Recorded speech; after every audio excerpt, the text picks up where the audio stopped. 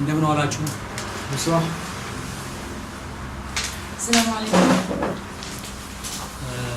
መናገር የምፈልገው ስለ እዚህ ቤት ስለገባንበት ጉዳይ ነው።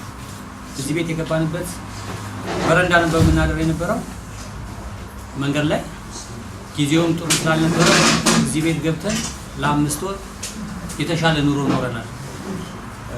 Je veux parler de pourquoi on est rentré dans ce bâtiment.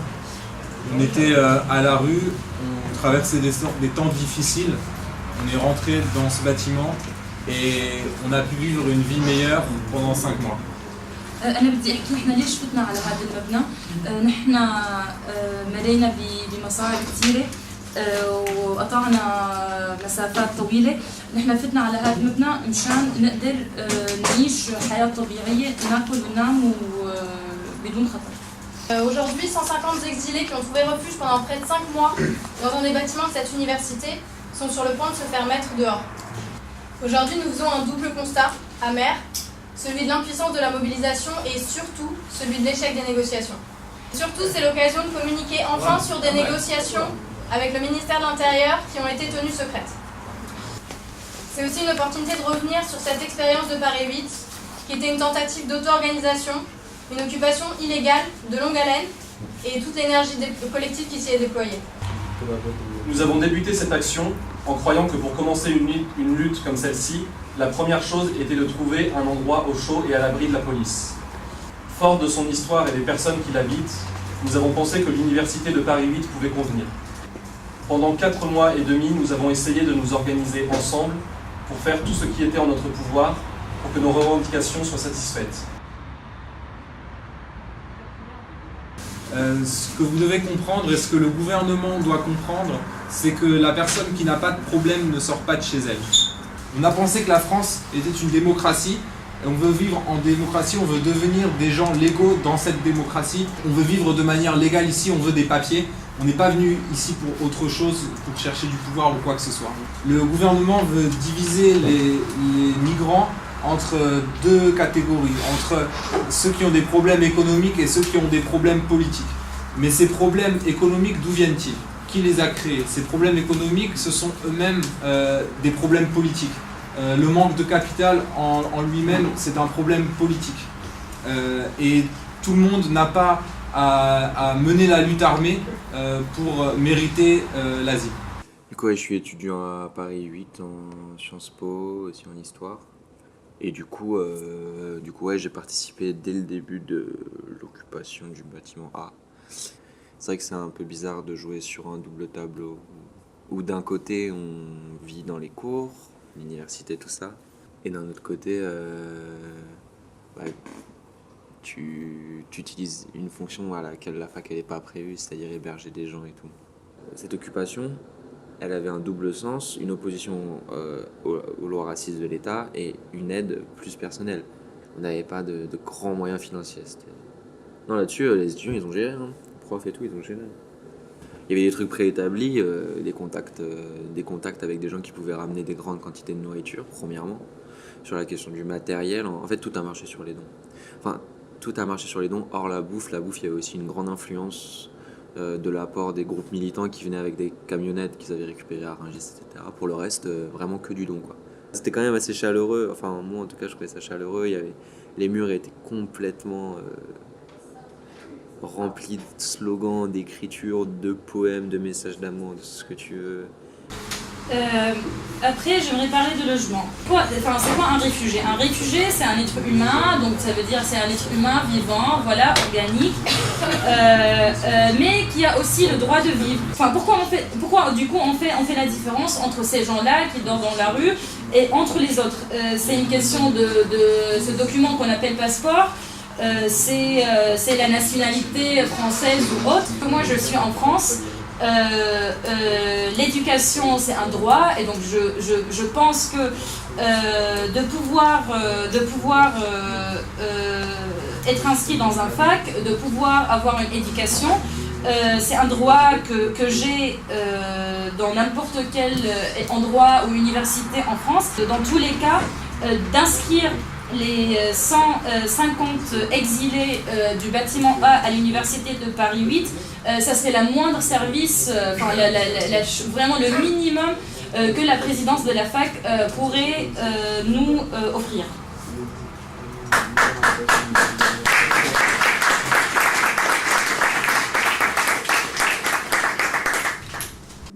À titre personnel, dans la sphère privée, donc moi j'identifie pas du tout l'université avec mon espace privé, parce que dans mon espace privé je suis très impliquée, mais ici il y avait cette dimension politique que je ne percevais pas. En fait, il y a eu toute une période où il était question de faire cours en même temps que l'occupation, puisque c'était nos locaux donc en art plastique qui étaient occupés, donc 3 salles d'atelier qui sont les salles où il y a des cours tout le temps. Que là, le fait que ça ait un impact direct sur notre espace de travail, ça nous a contraints à nous poser, enfin, disons, pas à nous poser des questions parce qu'on se les pose, mais à prendre position. À prendre position et à essayer d'être acteur à cet endroit-là nécessairement. Et donc on se rendait compte de comment les uns et les autres réagissaient à ça. Donc pour certains c'était une évidence, quoi. Il neigeait, c'était voilà, des personnes qui vivaient dehors et que c'était normal qu'elles soient abritées, quoi. Et puis pour d'autres, c'était pas question, puisque en fait, c'était au détriment de notre qualité d'enseignement, de nos conditions de travail, et que c'était pas le lieu de l'université d'accueillir. Voilà, quoi, qu'il y avait d'autres espaces qui devaient être conçus politiquement pour ça, et que ça pouvait pas être l'un ou l'autre, quoi, l'un contre l'autre. C'était dans le cadre de la loi Asile et Migration, du renforcement de la politique raciste de l'État et de la fermeture des frontières. Et donc ça, c'était l'occupation, ça avait ce but symbolique. Des militants qui ont fait le constat d'un renforcement des politiques racistes se sont dit « Qu'est-ce que je peux faire à mon échelle ? Tiens, je peux héberger une grande quantité de personnes, créer un lieu d'occupation et essayer à partir de ce lieu d'occupation de pousser à des changements politiques ou en tout cas à l'échelle des personnes qui occupaient des améliorations de leur situation. » Puisque c'était un lieu d'organisation, il fallait faire des décisions. Et en gros, ces décisions-là, elles étaient plus ou moins... Par exemple, il y avait par exemple, des questions bêtes, hein, mais quel type de négociation on tient, quel rapport de force on tient, est-ce qu'on va occuper la présidence, bam, on la séquestre, on lui dit ok, vous nous ouvrez les douches, ou est-ce qu'on y va plus doucement, est-ce qu'on passe par des profs, est-ce qu'on fait des comités de négociation, bon, plein de problèmes que je ne vais pas lister. Notre interlocuteur a alors été un comité de médiation mis en place par la présidence, qui était composé d'enseignants, d'étudiants et de personnel. Ce comité rencontrait régulièrement les occupants et faisait lien entre la présidence et l'occupation. Outre des courriers de soutien, nous avons exigé de la présidence qu'elle se fasse le relais entre nous et les institutions compétentes, à savoir notamment l'OFPRA et la préfecture. On n'a jamais réussi à obtenir des rendez-vous par cet intermédiaire. Alors d'abord, le préfet du 93. On a cherché à obtenir un rendez-vous avec M. Pierre-André Durand pour soumettre un dépôt collectif de demande d'asile. Pour cela, on lui a écrit. On a fait plusieurs rassemblements devant la préfecture. Il est d'abord resté silencieux et ensuite il nous a opposé le fait qu'il existait déjà des procédures individuelles de demande d'asile. Au pic du mouvement social de ce printemps, en avril, Annick Alec, la présidente de l'université, nous a annoncé qu'elle avait engagé des négociations avec le ministère de l'Enseignement supérieur, qui lui-même était en lien avec l'intérieur sur ces questions. L'intérieur annonçait, d'après les termes d'Annick Allègre, une régularisation pour les habitants et à minima un dédublinage et des solutions de relogement pour certains. Le ministère insistait sur le fait que cette offre de régularisation était conditionnée à notre silence pour ne pas créer de précédent.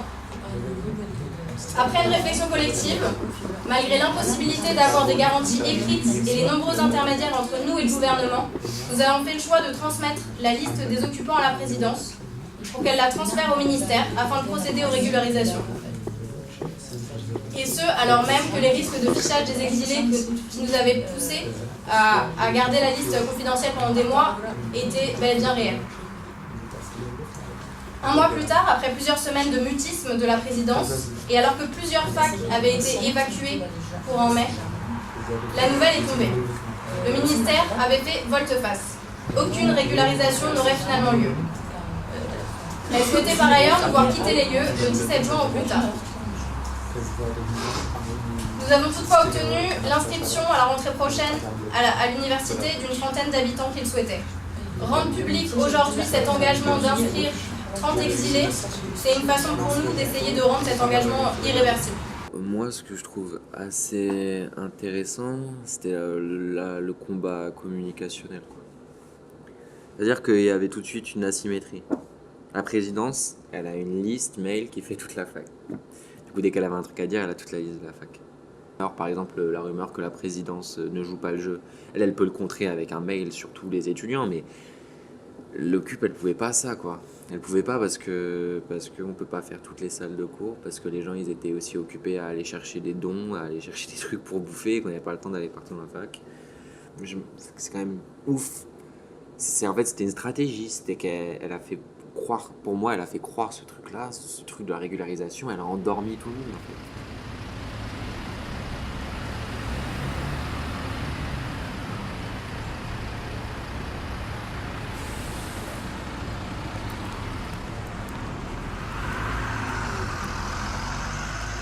La première chose que j'aimerais dire, c'est honte à le gouvernement français, parce qu'on sait tous ce qui est arrivé là récemment, tous les rafles dans le nord de Paris, Porte de la Chapelle et ainsi de suite.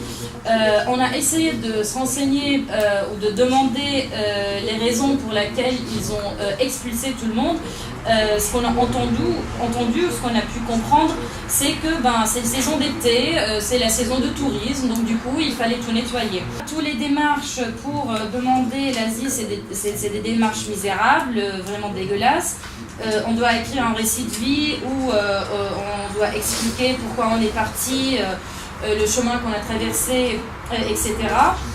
Et après, il te dit quoi? Il te dit, en fait, t'as pas très bien expliqué ton histoire, t'as pas très bien expliqué ton récit. Ou ils peuvent te dire quoi? Ils peuvent te dire que, en fait, tu parles pas très bien la langue. Et donc, du coup, c'est ces démarches dégueulasses où ils essayent de renseigner juste pour après de donner le refus pour quelqu'un pour des raisons ambiguës. Alors que la plupart des réfugiés, en fait, leur chemin est assez clair, assez classique. Ça veut dire quoi? Ça veut dire que on part de la Libye, on traverse la mer et après on y va en Italie. Il est des pays où les gens au creux des lits font des rêves.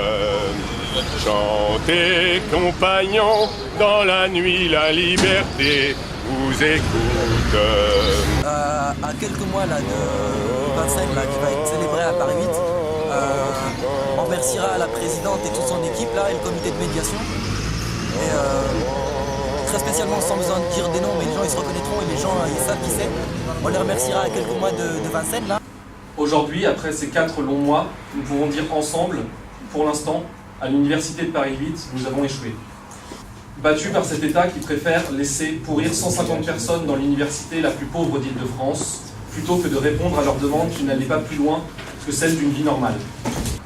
Battus par un État qui a une réponse simple à nos exigences, celle de renvoyer à la misère ou aux menaces qu'ils ont dû fuir des personnes qui ont vécu des épreuves et des expériences tellement plus intenses que celles de nos vies d'Européens privilégiés. Battus par cet État raciste qui prétend ne pas avoir les moyens d'accueillir les exilés. Pourtant, lorsque l'on voit l'argent, la bureaucratie et les énergies humaines qu'il met en œuvre pour traquer, juger, déporter, on se dit que les moyens, ils existent. Alors que l'expérience de l'occupation des exilés de Paris 8 risque bien de se terminer avec l'arrivée des casques et des matraques, j'aimerais adresser un message à l'État français et particulièrement au ministère de l'Intérieur. À vous, cachés derrière vos rangées de CRS dans vos tours d'ivoire, face à votre projet d'un monde de banques, de surveillance et de division de tous contre tous, partout la colère gronde. Un ami qui a obtenu l'asile politique m'a dit il y a peu de temps quelque chose que je crois important. Arrêtez d'aider les exilés. Plutôt, battez-vous ensemble contre ce système et cet État raciste qui, bien qu'il ne nous abîme pas autant les uns les autres, nous dégoûte ou devrait nous dégoûter avec autant de force. Je retiens son conseil en ajoutant « Pour cela, organisons-nous ». Moi, je suis venu demander à ce qu'on respecte mon droit, je suis venu demander des papiers, d'autres demandent d'autres droits. Et il faut qu'on soit tous ensemble pour arriver à ce que tous ces droits soient respectés, à créer une meilleure société. Si moi je demande mes papiers et qu'à côté quelqu'un d'autre demande un autre droit et qu'on ne se coordonne pas, entre nous deux, il y a quelqu'un d'autre, une troisième personne qui va rentrer et qui va tout détruire. Tout à l'heure, ce que notre ami a dit, c'était qu'on a été battu, qu'on a perdu. On n'a pas été battu, on n'a pas perdu. Cette expérience ici, ça va être un exemple pour amener un changement futur, mais on n'a pas perdu, on a gagné. On est en train de gagner.